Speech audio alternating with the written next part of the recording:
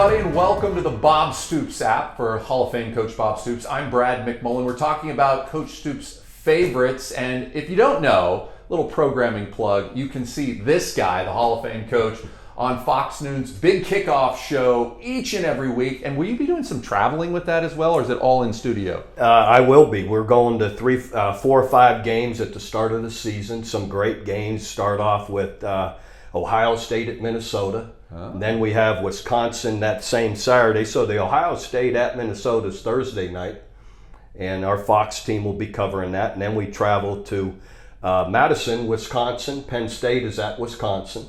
And then the following week, week 3, OU Nebraska. I get to stay home.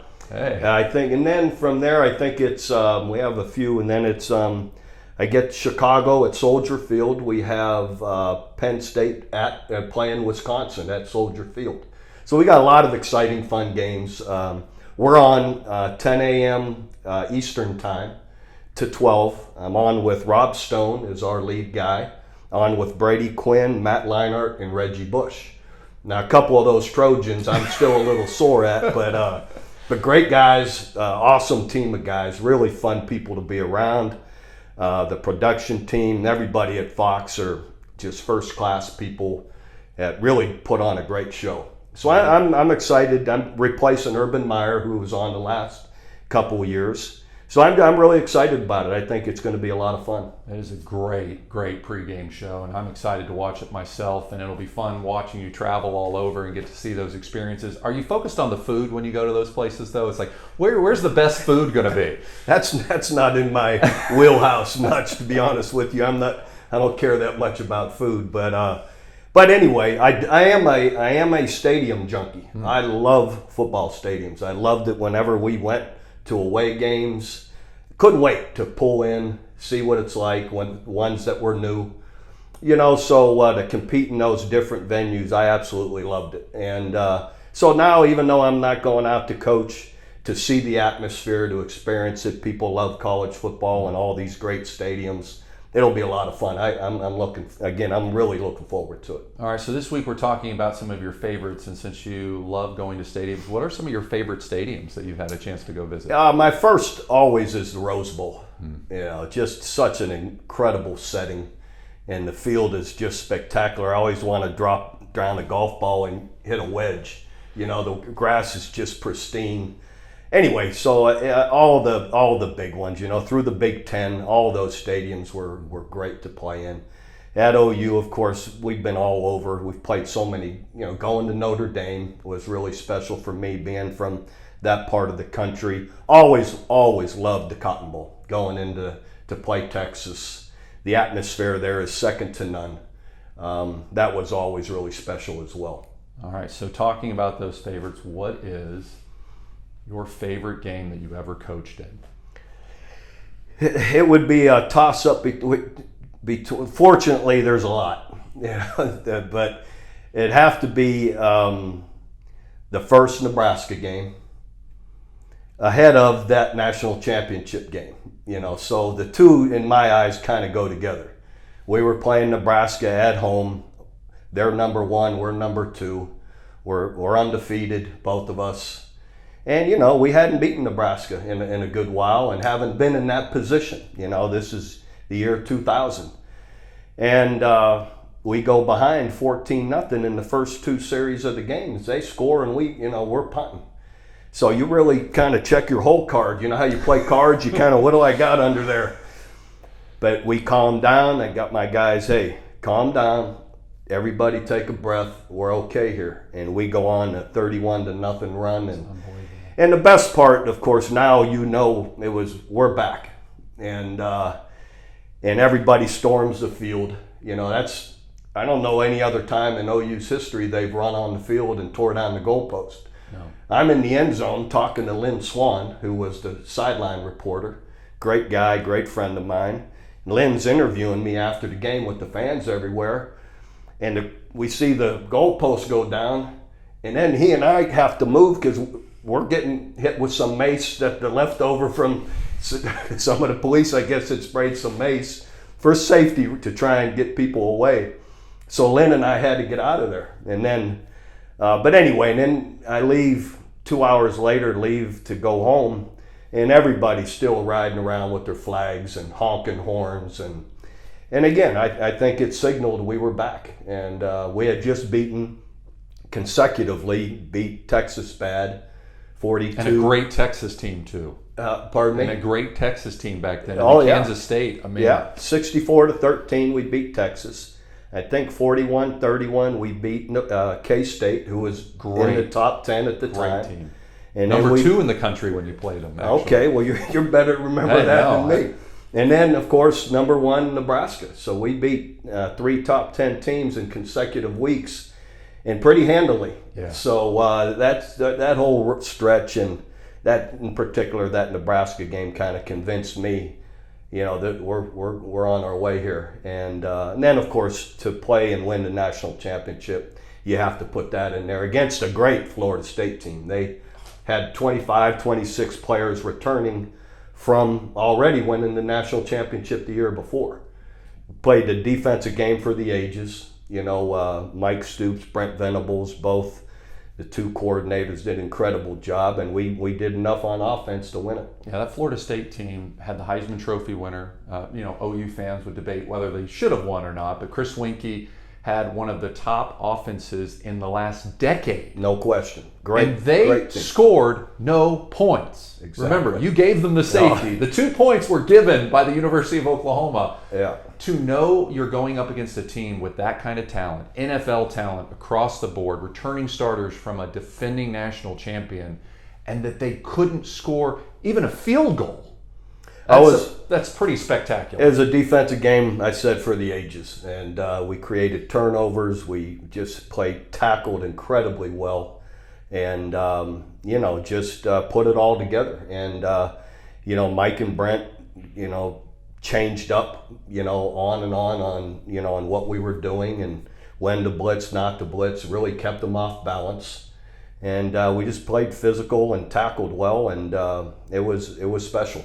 That was unbelievable. And one of the memories I remember specifically watching that game is we just didn't have missed tackles at all. I mean, I'm sure there had to have been one, but every time there was an open field tackle and they had a chance to make a play, have a playmaker make a play, the defense just shut them down. Yeah, and I think a lot of it too was we were sort of discounted coming into the game that we didn't have a chance. And, our guys, we had taken a year to build us up to we expect to win. I mean, we are Oklahoma, and we had come back to being Oklahoma now. So our guys didn't want to hear that. It was like, no, we're here and we're for real. And they had that kind of attitude, and we'll show you, and that didn't surprise us how we played, to be honest with you. What did you say to the team before that game? I can't remember. I'm not one of those who has it written out. I go by the seat of my pants and what I'm feeling at the time, and I'm sure something in there is we've earned this and we should expect to win. I'm not much on playing the underdog. Oh, they don't like us or respect us. That's not my style. I'm more build the confidence, expect to play this way. They're no different than anyone else we've played, so that's my style. So there's very little of, oh, they said this about us and they said that. That never enters into my conversations ahead of the game or my talk to the guys ahead of the game. It's all about what we expect to do because of what we've done, the way we practice and what we've earned. And few people understand what you understand when you're the head coach of a perennial powerhouse, a blue blood of college football, is that you're rarely the underdog. You rarely get to play that game, and you're actually getting everybody's best game. They circle Oklahoma, like that's their game. That's the biggest game of the season for them, and it's a Saturday for you, but you have to play well because you're Oklahoma. I've told my players that through the year ahead of the season, and then before every game, Monday, Tuesday, Wednesday, I said, now understand, what you're watching on tape of previous games they've played, that isn't us that came into their stadium or that came to us. We get everybody's best shot. So you better understand it. And I can't say it to them enough that you need to be ready for everybody's best shot. And that puts us on edge. We get it. And we like it when we come into a stadium and it gets extra loud. I used to tell the players, let that give you energy. You hear them, all trying to intimidate you. Let that get the hair up on the back of your neck. So use it. Use that energy against you. To fuel you. To be ready and understand when we show up, it's going to be a full house, and you're going to get their best shot. You see some of these stadiums, they're half empty here and there, and when we come in, it won't be half empty. It'll be full. So, and it's 99% of the time, that's how it was for my 18 years and continues, for Lincoln and the guys now. All right, we talked about favorite games. What about a favorite play? And that's hard. You're the winningest coach in OU football history. You've seen a lot of great plays, but if you're going back and saying, boy, I just loved that play. 2. The one touchdown of the national championship, Quentin Griffin. I'll tell you the play, 30 base. That's what we called it. He splits the middle of the defense untouched, goes straight up the middle, touchdown. Covered Sports Illustrated, too. Yeah, and stretches our lead and, gives us, a good not solid lead, but put us in a better spot, And Roy Williams' Superman play. His strip of Chris Sims and he knocks the ball out, goes to Teddy Lehman. Funny story, as that play happened, we have a timeout ahead of the game, or ahead of the play. And I'm talking to the defensive end, Corey Heineke. We're going to run a zone blitz. Everyone knows we blitzed Roy up the middle with our Mike linebacker. Roy jumps, strips, but all I'm watching when the play starts, I want to see Corey. All I'm talking to him is get under Texas's Roy Williams, the receiver. You got to get in his path because that's who he's going to. That was their money guy. We were going to be in a soft corner coverage where, that he has a quick out route over there if you give it to him. Got to turn out, find him, locate him, get under him. Well, they snapped the ball. All I'm doing is I'm looking out at Corey Heineke. He's out there. He's good. And then I hear everyone go crazy. So I missed it. I'm like, what happened? You missed the play? Well, I saw it. I'm watching Roy Williams. I'm watching my D end, and we're good. He's there. And I hear everyone go nuts. And I'm like, what happened? And fortunately, though, I settled down it's all our guys jumping around, so it's good. So Whatever happened, yeah. And then I see it on the Jumbotron. But sure enough, Chris Sims has to hold the ball a little extra because the D end is out where he needed to be. It makes him clutch it a little longer, and then that's all Roy needed to get a piece of the ball. But I ran around for a few seconds, my heart jumping around, not knowing what to do. But again, then I said, all right, it's all our people, so it had to be good. And that had to be a special game, too, because you're a defending national champion. Texas is a top 5 program, undefeated. You're the defending national champion, #1 in the country, undefeated. And a defensive performance again for the ages, yes. Because Texas was putting half 100 on almost everybody, and you shut them down. You literally shut them down that year. Yeah, no, it was special. How that led up to that is, so it's a 7-3 game. Yeah. Late in the fourth quarter, 2.5, 3 minutes, I don't know, whatever it was, and I asked Mike. We had moved the ball down to about the 35. We were going to maybe kick a long field goal. Right. And I said, Mike, what do you think? He goes, oh, Bob, we played so well all day, I'd pin him down there. So we acted like we were going to kick a field goal, snapped it to our field goal kicker. He pooched it down tight, and fortunately, one of their safeties made an error and ran and jumped on the ball. I don't know why, but that pins them back at whatever it was. Whoever you are, thank you, by the way. Thank you. So like I said, I kind of agreed with them that, hey, we're not going to, defense has been great all day. Let's put them down there and, keep them down there and make a play. And fortunately, then we create the touchdown. And Royce, what a special player he was, that they get the ball back after our touchdown. And in the second or third down, they throw the ball down the middle of the field. Who intercepts it? Superman, Roy Williams, to finish the game, to make sure they're done. So what a great player he was. And I can only imagine what it was like leaving the stadium after that game. Oh, it was fantastic. the best was when we won in 2000. We leaving the game. I told the players, the game was early, 11 a.m. I said, all right, guys, I'm going to give you 3 hours, 2 or 3 hours. I forget what it was. Go get your families, walk around the fair, enjoy yourself, enjoy the win. Meet you back on the bus. And I said, now I don't want to be waiting for anybody. We'll be on that bus, whatever it was, 5 o'clock, and everyone's, yes, sir, we got it. They wanted to go have experience the fair, experience their family. And I got the coaching staff, our wives, and we went around behind a beer tent. And Smitty, our strength coach, had tipped the guy a couple $100. We hid behind the beer tent on picnic tables and had a couple of beers and smoked a cigar with our kids, our wife, and our families at a few tables right in back of the tent. So you could do that in 2000. You probably couldn't get away with that now, but anyway, times were a little bit different then. But anyway, that was a fun time. Did you know when it was happening how special that moment was? Yeah, you definitely. You're going to ask me when did you know you were pretty good? Well, in the second quarter of the OU Texas game, we go up 42-7. And there's like 10 minutes to go in the second quarter. Quentin's still scoring, by the way. No, it's the truth. I mean, there's still a lot of time to go in the second quarter. And I said to the coaches on the headphones, we all talk to each other, guys in the box, guys on the sideline, we're all on headphones.